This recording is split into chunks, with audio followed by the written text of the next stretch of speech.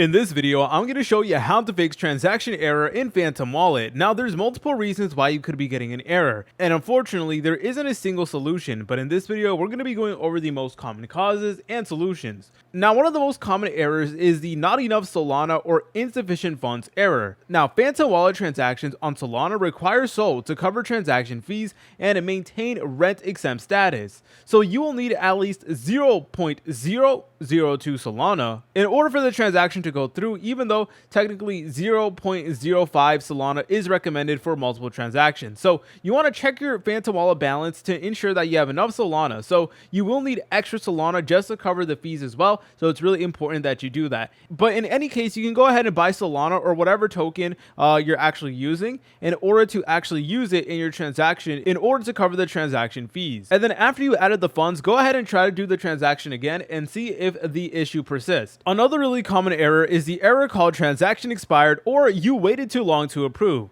Now, this often occurs due to a network mismatch. For example, your Phantom Wallet is set to mainnet while the DApp is on DevNet, or Solana block hash is expiring after 150 blocks. So make sure that your Phantom Wallet is set to the same network as the DApp. For example, whether it's mainnet, DevNet, or testnet. And then afterwards, go ahead and try to do the transaction and see if that does anything. Another really common error is called transaction disabled. Now, Phantom Wallet may disable transactions due to regional regulations, terms of service violation, or flagged activity. Your funds remain accessible, but sending/swapping is restricted. So you want to check if your region has restrictions due to local laws or sanctions, and if you're going to use a VPN, please use it very cautiously and do it at your own risk, because using a VPN may actually violate the terms of service of Phantom Wallet. And obviously, you never really want to mess with the terms and service and stuff like that. Or what you guys could also do is import your wallet's secret recovery phrase into another compatible wallet like Solflare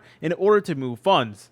But if none of these things are working, then what I personally recommend that you guys do is contact Phantom Wallet support. To do that, you want to go to the top left and select on the profile picture just like so. Then go ahead and select on settings. Afterwards, scroll down until you see help and support, and then it's typically going to provide you with a bunch of articles that you guys can go ahead and read, for example. But if you want to talk to a human, then you want to go ahead and select on this option that does say chat right over here.